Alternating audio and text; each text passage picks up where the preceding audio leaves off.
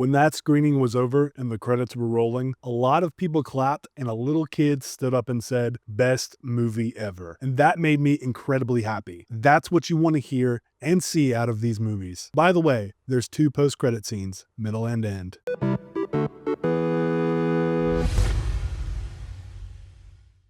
I think Sonic 3 is anticipated greatly for many reasons. One, the film series has been pretty successful, and beyond anything else, Shadow is here. He's a fan favorite character of even the most casual Sonic enjoyers like myself. Essentially, he's the Vegeta of the Sonic universe. Add on being voiced by Keanu Reeves, and we have John Wick the Hedgehog, just perfect. And I'll say, Shadow does not disappoint. He oozes the cool factor like never before, and I really loved all the little fan service nods and moments to his game appearances. When he's fighting, it's incredible to watch. Although I will say I could have gone for a good bit more of that, especially between he and Knuckles and just him in general, but the third act more than makes up for it. Like the sequels before it, this one is hilariously self-aware. The meta nature of the jokes are actually pretty clever, and I laughed a good bit. Not everything lands though. A lot of the humor can lean extremely juvenile, which is fine for kids. Sometimes it just isn't funny or tries a little too hard, but it never came across as cringe, thankfully. Where it does especially work all of the time is with Jim Carrey. The man is a national treasure, and the casting just brilliant. He gets not one,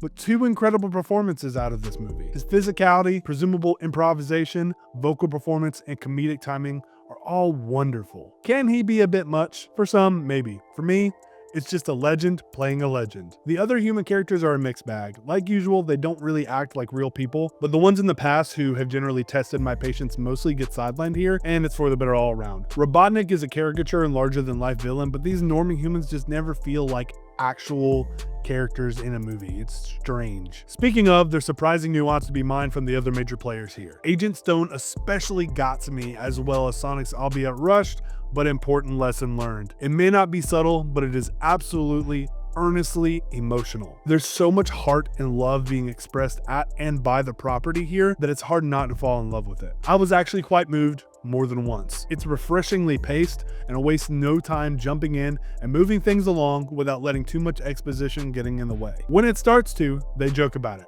And I love all the fourth wall breaks. Shadow's backstory could have been a cheap narration, but they often resort to showing rather than telling, which was a good move. I do think Tails and Knuckles could use a bit more focus as they're a little lost in the shuffle, but it's a minor nitpick as Shadow deservedly needed the screen time. And plus, we'll have more sequels to get to know these characters even more. I was pleasantly surprised with how much the action landed for me too. The speed scenes have always been a treat, but they upped the ante quite a bit overall, especially in the fisticuffs, which I was not expecting.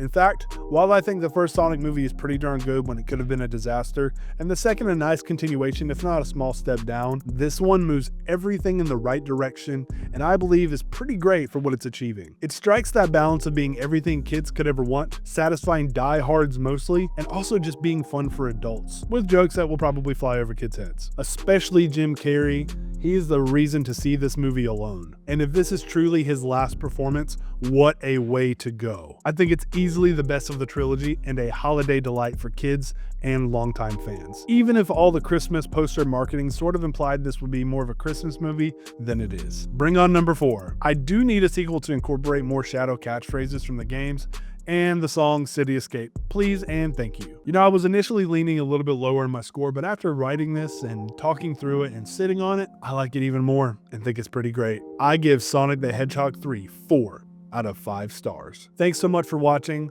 I personally can't wait to take my son to see this movie. It'll be his first theater experience, and he is a big Sonic fan now. Comment below what you think. Are you a fan of the Sonic movies? Does the humor not work for you? Are you excited for more? Should they stop? Should they have done the original design? I think everyone agrees no on that part. Like and subscribe. Thanks so much for watching, and remember, always look for the good.